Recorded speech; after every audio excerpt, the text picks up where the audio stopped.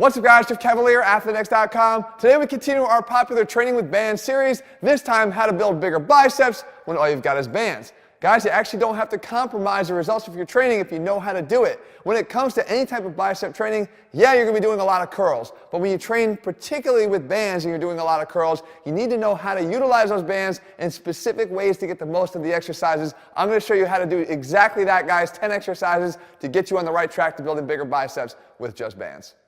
So I mentioned a whole bunch of curl variations, but I actually don't want to start there. I actually want to start right here up at the chin-up bar, because for me, one of the foundational exercises for building bigger biceps is going to be utilizing chin-ups in some way, shape, or form. And the band comes in to actually make that job of yours even easier or harder depending upon the level that you're at right now. So if you look at the movement here, you can obviously see that the supination of the forearm, the flexion of the elbow, and the flexion of the shoulder puts the bicep in a fully contracted position as a bodyweight exercise. Now for some, bodyweight might be a lot, so the band can be stepped into and used as an assistance tool to make it easier as you build up your strength in the movement. Of course, I can make it more difficult too, because I can anchor the band to something sturdy and heavy on the ground, put it around the back of my head, and then jump up to that bar and bang out some chin-ups in a much heavier, more overloaded fashion.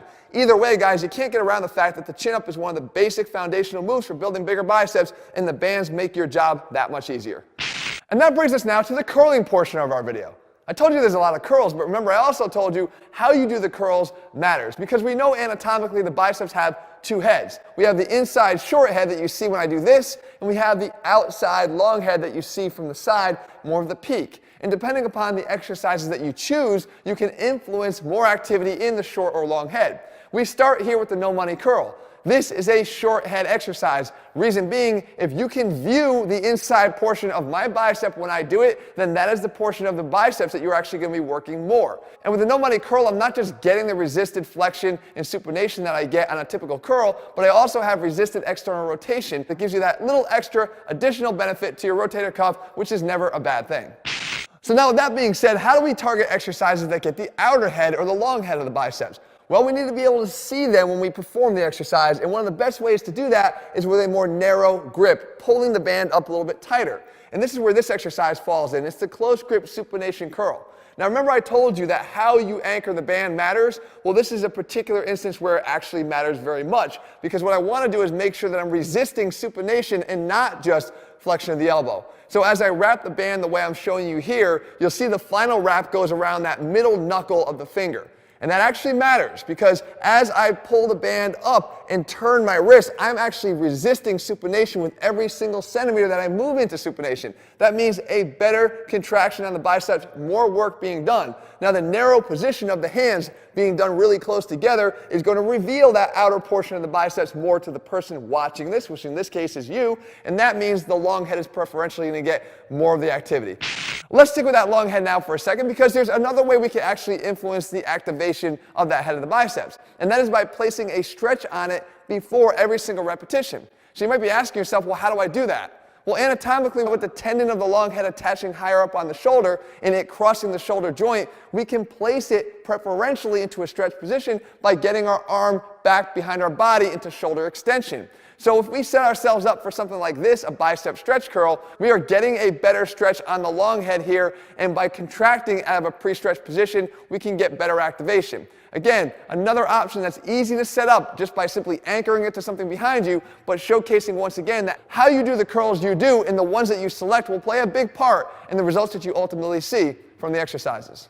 And because of course you just can't get enough of the long head, And because long head exercises are that beneficial, we need to make sure we have another option. And this is one of my favorite. It's actually the drag curl, a favorite of Vince Gironda. What you're doing is, again, trying to reinforce the fact that if you can get that arm back into extension behind your body, you're going to get a different recruitment of the biceps, more favorably hitting the fibers of the long head. We do this by anchoring the band under our heels behind our body and then wrapping it around our low back to stabilize it and keep it in place. At this point, all we're going to do is lift our hands straight up to the ceiling, making sure to keep the elbows as far back as possible. Look, there's a reason why this has become a legendary exercise and why it's stuck around for as long as it has, because it can produce legendary gains if you remember to include it.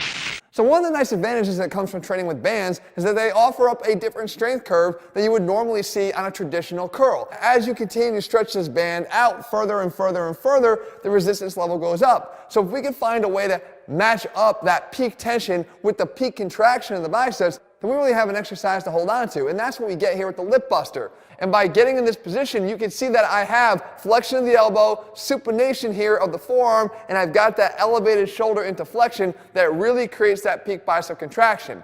And of course, if I want to make it even more difficult and add an eccentric component to this for more overload, all I have to do is perform a curl, take a giant step back, that will increase that tension even more, and try to pull me back towards the bar. This is a must-have exercise when it comes to rounding out these 10 great choices for banded bicep exercises. Speaking of feeling a strong biceps contraction, there's no way I'm getting around a variation of some sort of the biceps weight or curl, because with the dumbbell, this is one of my favorite ways to get that peak contraction in the biceps. But we can still do the same thing with bands as long as we are a little bit creative and we know, once again, how to wrap the bands in the first place to create the line of resistance we're looking for. So you can see I step into the band this way. And by positioning it around my hands, now I'm getting all the overload right there through the distal fingers. And now all my job is to simply raise my hands palms up the entire time straight towards the ceiling. This mimics, once again, what we're trying to accomplish here when we have a dumbbell in our hands and we don't have to compromise or get rid of the exercise in the process.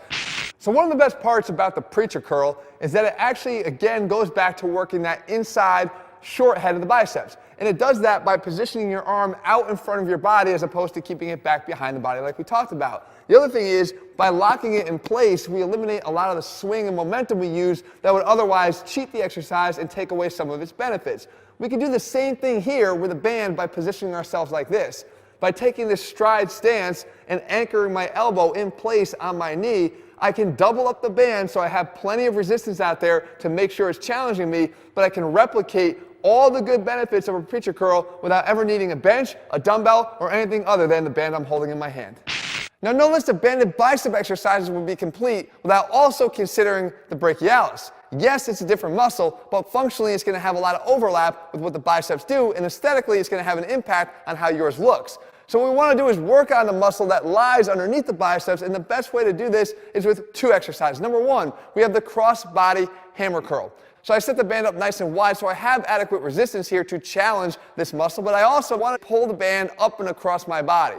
When I do this properly, I'm actually in this pronated position. And we know if we can remain pronated, we're taking away some of the function of the biceps as a supinator, so I can more effectively target the brachialis as a simple elbow flexor. If you do this properly, you're not going to feel that typical bicep contraction, but something much deeper. And knowing anatomically where this muscle lies, you're going to know you're doing it right. Now, there's one downside to the crossbody hammer curl. It's that the resistance level that you're going to be able to use there might be lower than you'd expect. But that doesn't mean we can't amp it up with the appropriate exercise choice, and that's where the hammer curl comes in. In a slightly more neutral position, what we want to focus on here is the ability to handle more weight or load, and in this case, we can do that by doubling up the band. We get this offset grip. That's important because the more slack we have peeking out from under that foot, the less resistance that's applied to the band. The less slack we have there, the higher the resistance level. Just remember, this option is going to give you that chance to load up with some extra resistance, so don't forget to take advantage of that fact and do so. And with that, you've now got 10 exercises with bands that you can use to build bigger biceps without compromise. And talking about bands, guys, a lot of you asked me where we get ours. I actually have my own high-quality bands available over at ATHLEAN-X.com, ATHLEAN-Elastex. If you're looking for programs, guys, we have all of our step-by-step plans available over there as well. If you haven't done so, make sure you click subscribe and turn your notifications so you never miss a new video when we put one out, including the others that I will link for you at the end of this video. And also, guys, make sure you leave a comment and thumbs up below. What else do you want to see? What do you want to see next in the series? I'll do my best to cover it for you in the days and weeks ahead. All right, guys, see you soon.